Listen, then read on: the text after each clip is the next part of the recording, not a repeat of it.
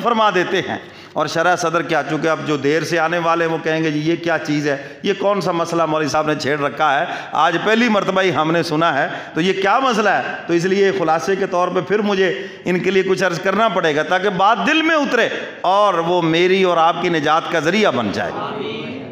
جب انسان کلمہ پڑھتا ہے اس کے دل میں ایمان کی شمع روشن ہو جاتی ہے، اور جب وہ نیک اعمال میں رکھتا ہے تو پھر اس کا پورا جسم روشن ہو جاتا ہے، منور ہو جاتا ہے۔ یہ وہ روشنی ہے جو نیک اعمال سے بڑھتی ہے، اس کا نام ہے شرح صدر۔ تو میرے محترم سامعین، جیسے جیسے انسان نیک اعمال میں لگتا جاتا ہے اس کی روشنی بڑھتی چلی جاتی ہے، یہاں تک کہ جب انسان فوت ہو کے قبر میں جاتا ہے، جہاں تک اس کی نگاہ پڑتی ہے روشنی ہی روشنی پھیل جاتی ہے۔ یہ ہمارے نعت خانوں نے ہمیں ڈرا رکھا، اندھیری قبر اندھیری قبر۔ اوے اندھیری قبر منافق کی ہے، اندھیری قبر کافر کی ہے، اندھیری قبر فاسق اور فاجر کی ہے، ایمان والے کی قبر تو روشن ہے۔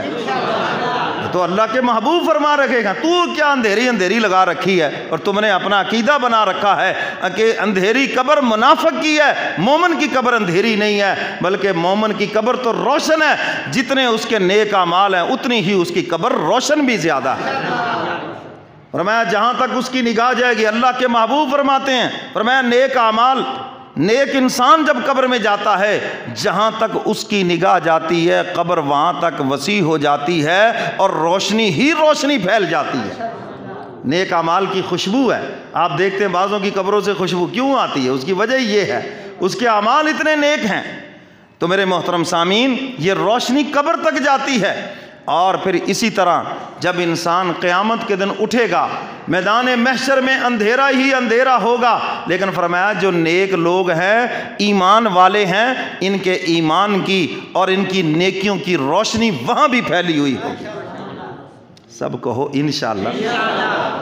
تو فرمایا ان کے ایمان کی روشنی اور ان کے نیک اعمال کی روشنی میدان محشر میں بھی پھیلی ہوئی ہوگی، اور جو منافقین ہوں گے وہ کہیں گے ذرا تم ہمارے آگے چلو تاکہ تمہاری روشنی سے ہم بھی فائدہ اٹھا لیں۔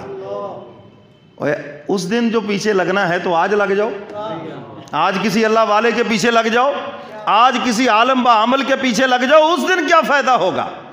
اس دن کہیں گے ہم تمہاری روشنی سے کوئی فائدہ اٹھا لے، کیا فائدہ ہوگا اس دن؟ اللہ کا قرآن بتا رہا ہے۔ آپ کہیں گے شاید مولوی صاحب کو اپنے پاس سے بات، میں اپنے پاس سے نہیں بات کروں گا، اللہ کا قرآن ہمیں بتا رہا ہے۔ فرمایا یوم تری المؤمنین والمؤمنات یسعی نورہم بین ایدیہم وبایمانہم بشراکم اليوم۔ حق تعالیٰ فرماتے ہیں میرے محبوب آپ دیکھیں گے اس دن سے مراد حشر کا دن، آپ دیکھیں گے مومن مردوں کو، مومن عورتوں کو، کیا دیکھیں گے؟ یسعی نورہم بین ایدیہم، نور ان کے آگے پیچھے بھاگ رہا ہوگا۔ نور کیا ہوگا؟ آگے پیچھے بھاگ رہا ہوگا۔ تو یہاں سے ثابت ہو گیا کہ نور تو انسان کا غلام ہے، نور انسان کا غلام ہے۔ اسی لیے اہل سنت والجماعت علماء دیوبند کا عقیدہ ہے کہ حضور کی شان نور سے بھی بلند ہے، حضور کی شان فرشتوں سے بھی بلند ہے، انسانوں سے بھی بلند ہے، اور کملی والے پیغمبر کی شان اللہ کی ذات کے بعد سب سے بلند ہے۔ بعد از خدا بزرگ تو ہی قصہ مختصر۔ ارے نور بھی حضور کا غلام ہے، نوریوں کا سردار بھی معراج والی رات میرے محبوب کے قدم چوم رہا ہے، چومے ہیں یا نہیں چومے؟ تو اس لیے حضور کی شان نور سے زیادہ ہے یا نہیں؟ کیوں خام خواہ جھگڑے میں ڈالا ہوا ہے؟ حضور نور سے بھی اعلیٰ ہیں، نور اعلیٰ نور ہیں، نور سے بھی اوپر ہیں، انسانوں سے بھی اوپر ہیں، کملی والے پیغمبر اللہ کے محبوب بے مثل محبوب ہیں۔ حق تعالیٰ نے اپنی محبوب کو شان ہی ایسے عطا فرمائی۔ تو یہ نور کیا ہوگا؟ نوکر چاکر ہو، قرآن بتا رہا ہے یسعی نورہم بین ایدیہم وبایمانہم، فرمایا نور آگے پیچھے دوڑ رہا ہوگا، ایمان کا، نیک اعمال کا، اس کے اندر جو نورانیت ہے، روشنی ہے، فرمایا ایمان والوں کے آگے پیچھے دوڑے گی۔ اللہ اکبر۔ اور آگے فرمایا بشراکم اليوم جنات تجری من تحتها الانہار خالدین فیہا ذالک هو الفوز العظیم۔ جنت کے باغات ہیں، رہنے کے محل ہیں جن کے نیچے سے نہریں چلتی ہیں، اور فرمایا یہ ہمیشہ ہمیشہ ایمان والے اس میں رہیں گے، کہو انشاءاللہ۔ اور قرآن کہتا ہے ذالک هو الفوز العظیم، یہ ہے سب سے بڑی کامیابی، یہ ہے تم نے میدان مار لیا دنیا میں اگر تم یہ کامیابی حاصل کر کے آ گئے۔ اب آگے منافقوں کا بھی ذکر کیا ہے، منافقوں کا کیا کہا؟ فرمایا یوم یقول المنافقون والمنافقات للذین آمنوا انظرونا نقتبس من نورکم۔ منافق مرد اور منافق عورتیں ایمان والوں سے کہیں گی ذرا، ایمان والوں سے کہیں گے ذرا تھوڑی سی روشنی ہمیں دے دیں تاکہ ہم بھی منزل پہ پہنچ جائیں، ہیں تھوڑا سا ذرا ہمارے آگے چلیں، ہمیں پیچھے پیچھے چلنے دے تاکہ ہم بھی تمہارے پیچھے منزل پہ پہنچ جائیں، ہیں۔ تو قرآن نے بتایا قیل ارجعوا وراءکم فالتمسوا نورا، انہیں کہا جائے گا جاؤ پیچھے جاؤ وہاں سے نور حاصل کر کے آؤ۔ تو پیچھے سے مراد یہ دنیا ہے، پیچھے سے مراد کیا ہے؟ اس لیے میں نے عرض کیا کہ آج وقت ہے کسی اللہ والے کے ساتھ ہو جاؤ، آج وقت ہے کسی عالم با عمل کے ساتھ ہو جاؤ، اور گاڑی آپ چلاتے اگر اس کی لائٹیں خراب ہو جائیں، ختم ہو جائیں، تو پھر کیا کرتے ہیں؟ اگلی گاڑی کے پیچھے باندھتے جس کی اپنی لائٹیں ٹھیک ہو۔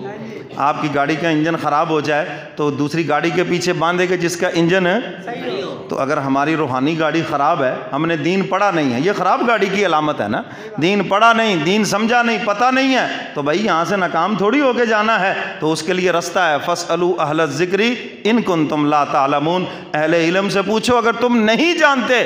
تو آپ اپنے بغیر انجن کے گاڑی بھی اگر ان کے پیچھے باندھ لیں گے تو انشاءاللہ یہ بھی منزل پہ پہنچ جائے گی۔ کیوں جی پہنچے گی یا نہیں پہنچے گی؟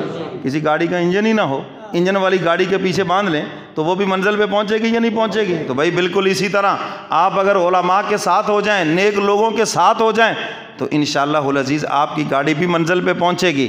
تو اس دن کہیں گے منافقین کہ تم ٹھہر جاؤ ہمیں بھی ساتھ لے لو، انہیں کہا جائے گا پیچھے جاؤ پیچھے، اور پیچھے سے مراد کیا ہے؟ دنیا۔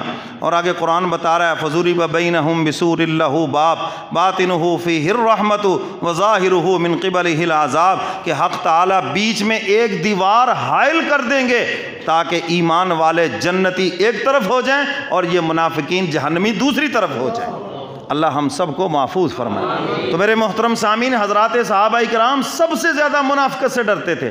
بس اب منافق کی بات بتا کہ منافق کہتے کس کو ہیں؟ منافق کی دو قسمیں ہیں، ایک نفاق اکبر ہے، ایک نفاق اصغر ہے۔ نفاق اکبر بڑا نفاق، اللہ اس کے رسول کے ساتھ منافقت ہے۔ اسلام تو اوپر سے قبول کیا مگر اندر سے دل سے تسلیم نہیں کی۔ اقرار باللسان و تصدیق بالقلب، زبان سے بھی اقرار ہو اور دل سے بھی اس کی تصدیق ہو، اس کا نام ایمان ہے۔ عبداللہ ابن ابی رئیس المنافقین، زبان سے تو اس نے کلمہ پڑھا ہے مگر دل سے اس کی تصدیق نہیں کی، شکوک و شبہات میں رہا۔ اللہ کے نبی پتہ نہیں سچ ہے توبہ نعوذ باللہ یا جھوٹے ہیں، پتہ نہیں خدا ہے بھی یا نہیں، پتہ نہیں مرنا جینا ہے بھی یا نہیں، قیامت ہے بھی یا نہیں، جنت دوزخ ہے بھی یا نہیں، یہ ایسے ہی باتیں ہیں۔ یہ جو شکوک و شبہات ہیں یہ نفاق ہے۔ تو میرے محترم سامعین، یہ ہے نفاق اکبر، اللہ ہم سب کو اس سے محفوظ فرمائے۔ یہاں سے اپنا یقین کامل لے کر جاؤ۔ اگر آپ کو کوئی بات شکوک و شبہات یا کوئی ایسی چیز ہے، یہ وقت کے علماء کے پاس جائیں، انشاءاللہ وہاں پر آپ کی تسلی ہو جائے گی، وہ آپ کو سمجھائیں گے، بات سمجھ آ جائے گی۔ اور میں اس میں کھلا ذہن رکھتا ہوں، عالم با عمل کسی بھی مسلک کا ہو، آپ اس کی صحبت میں جائیں گے انشاءاللہ فائدہ ہی فائدہ ہوگا۔ عالم با عمل ہو، علامے فلامے کی میں بات نہیں کرتا، یہ مذہبی سکالر اور فلاں فلاں پروفیسر یہ وہ، میں ان کی بات نہیں کرتا، یہ نبی کے وارث نہیں ہیں۔ حضور فرماتے العلماء ورثۃ الانبیاء، علماء انبیاء کے وارث ہیں۔ اگر علوم نبوت چاہتے ہیں تو پھر نبی کے وارثوں کے پاس جائیں، اور وہ وقت کے علماء ہیں۔ ٹھیک ہے نا جی؟ کوئی شکوک و شبہات ہے تو آپ ان سے جا کے رہنمائی حاصل کریں۔ عیسائیوں کا ایک وفد گیا مسلمانوں کو عیسائی بنانے کے لیے، واپس آیا تو انہوں نے کہا کتنے عیسائی؟ انہوں نے کہا عیسائی تو کوئی نہیں بنا۔ انہوں نے کہا پھر تو تم ناکام ہو گئے۔ انہوں نے کہا نہیں ناکام نہیں ہوئے، ہم کامیاب ہو گئے۔ انہوں نے کہا کیا ہوا؟ انہوں نے کہا ہم نے ان کے دلوں میں شکوک و شبہات ڈال دیے ہیں۔ اگر وہ عیسائی نہیں ہوئے کم از کم پھر وہ مسلمان بھی اب پورے نہیں رہے. اب انہیں خدا کے بارے میں بھی شک ہے, نبی کے بارے میں بھی شک ہے, اسلام کے بارے میں بھی شک ہے, اور اسلام کے احکامات کے بارے میں بھی انہیں شک ہے. تو میرے محترم سامعین, بڑا افسوس ہوتا ہے جب پڑھے لکھے لوگ, دنیا کا علم پڑھے ہوئے, اللہ نے تمہیں سمجھ بوجھ دی ہے, آ کر سوال کرتے ہیں, ہم سر پکڑ کے بیٹھ جاتے ہیں خدا کے بارے میں. اتنے شکوک و شبہات تمہارے اندر, او ظالمو تمہارا بنے گا کیا؟ اپنے آپ کو سمجھتے ہو کہ جناب ہم پڑھے لکھے ہیں اور یہ مولوی ان پڑھ ہیں. ہاں تم پڑھے لکھے, چلو بھائی تم پڑھے لکھے ہی ہو, ہم ان پڑھ ہی ہیں, لیکن آخرت کے بارے میں اپنا یقین کامل کر لو. تو نفاق اکبر کیا ہے؟ اللہ اس کے رسول کے بارے میں شکوک و شبہات, اوپر سے اسلام قبول کیا اور اندر سے کھلی منافقت ہے. اور نفاق اصغر, چھوٹا نفاق, وہ کیا ہے؟ وہ ہے قول و فعل کا تضاد. وہ کیا ہے؟ قول و فعل کا, ہاں, زبان سے نیک, لوگوں کے سامنے نیک, اور بعد میں سب چلتا ہے. ہیں جی, ہاں, گناہوں کی زندگی ہے, کلمہ پڑھا ہے لیکن حضور کا نقش قدم نہیں اپنایا, کملی والے پیغمبر کا طریقہ نہیں, نماز روزے سے دور ہیں, یہ نفاق اصغر ہے. اللہ اس سے بھی ہم سب کو محفوظ فرمائے. ایک حدیث سناتا ہوں, بات ذرا خوبصورتی سے سمجھ آئے گی. حضور علیہ الصلوۃ والسلام نے فرمایا,